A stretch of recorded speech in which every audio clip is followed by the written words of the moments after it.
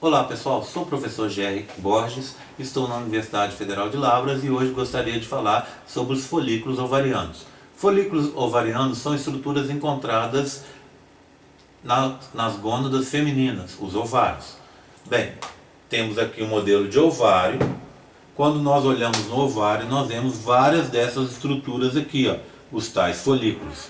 Esses folículos podem ser menores e mais simples e estarem localizados na periferia dessa região indicada em rosa, mais externa do ovário, que seria o córtex, ou serem um pouco maiores e mais complexos, tendo um grau de complexidade crescente, sendo chamados de folículos primários, secundários ou folículos terciários.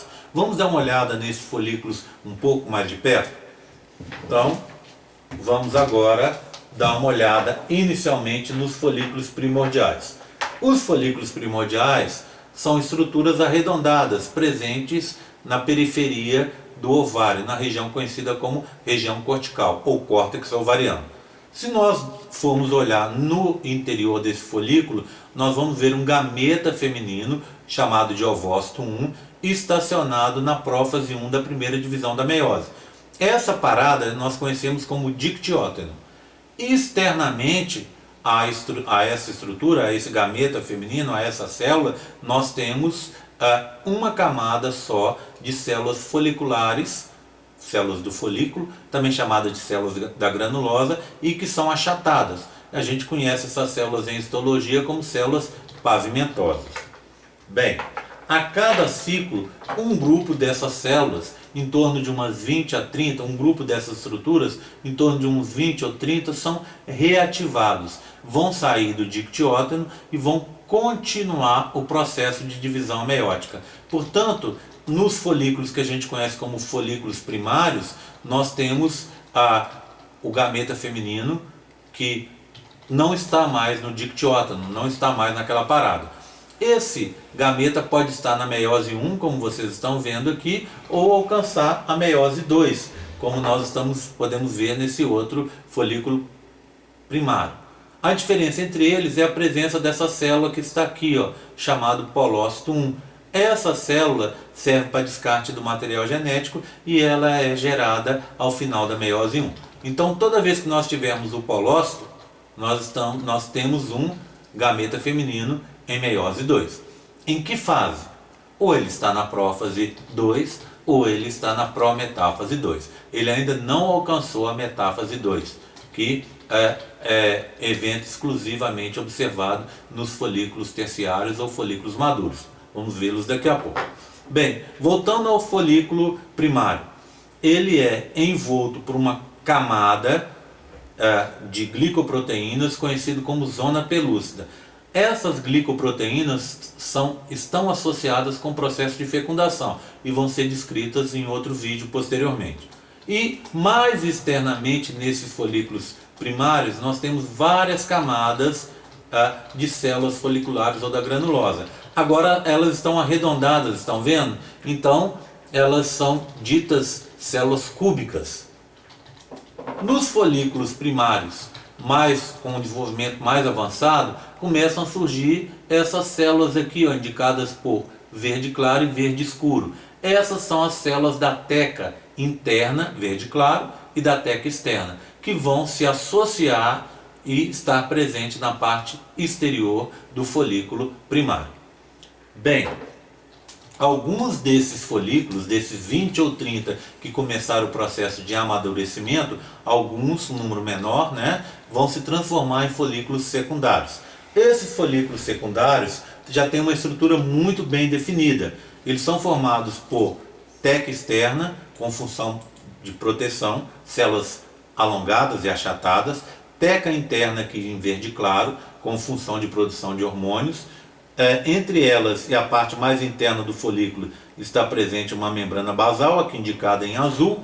Depois nós temos as células da granulosa ou células foliculares, aqui indicadas em amarelo, e a zona pelúcida com o polócito 1 no seu interior e o gameta feminino. Nesse caso está na meiose 2, mas ainda não alcançou a metáfase 2, igual eu falei anteriormente. O que você tem de diferente nesse folículo? Primeiro, ele é maior e ele tem uma série de cavidades, está vendo? Essas cavidades cheias de líquido são chamados antros foliculares. Por isso esse folículo secundário é também conhecido como folículo antral. Normalmente apenas um dos folículos secundários vai conseguir esse arranjo definitivo, sendo chamado então de folículo terciário, folículo maduro ou folículo de Graff. É esse folículo que vai ser ovocitado, vai ser ovulado, como chamam popularmente. O que nós temos nessa estrutura? É a mesma estrutura que nós vimos no folículo secundário, só que maior. Então temos teca externa, verde escuro, teca interna, verde claro, membrana basal azul, células foliculares ou da granulosa em amarelo. O antro, a gente tinha várias cavidades no outro, lembram-se? Agora é um antro único.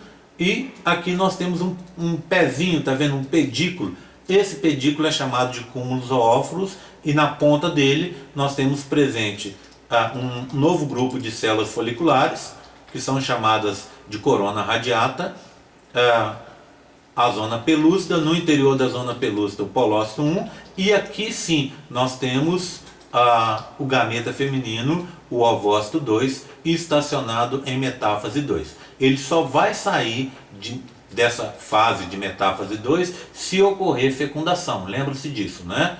E é essa estrutura que vai ser liberada durante a ovulação ou ovocitação. Então, quando nós observarmos essa estrutura durante o processo de ovocitação ou ovulação, nós vamos ver que vai ser liberado para a região externa. Aqui. Vai ser liberado para a região externa as células da corona radiata, a zona pelúcida, no interior dela o polócito 1 e o gameta feminino parado, estacionado em metáfase 2. É isso que vai ser captado lá pelas fímbrias na tuba uterina e que pode ser fecundado pelo gameta masculino lá na região da tuba chamada ampola. Veja o vídeo em que eu descrevo a tuba uterina para você entender isso com mais facilidade.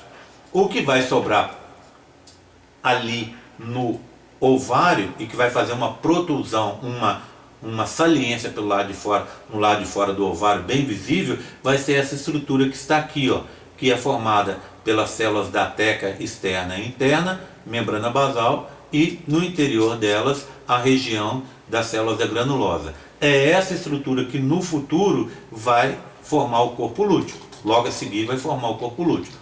Temos também um vídeo sobre o corpo lúteo. Dê uma olhada lá. Ok? Então, um abraço e até a próxima, pessoal.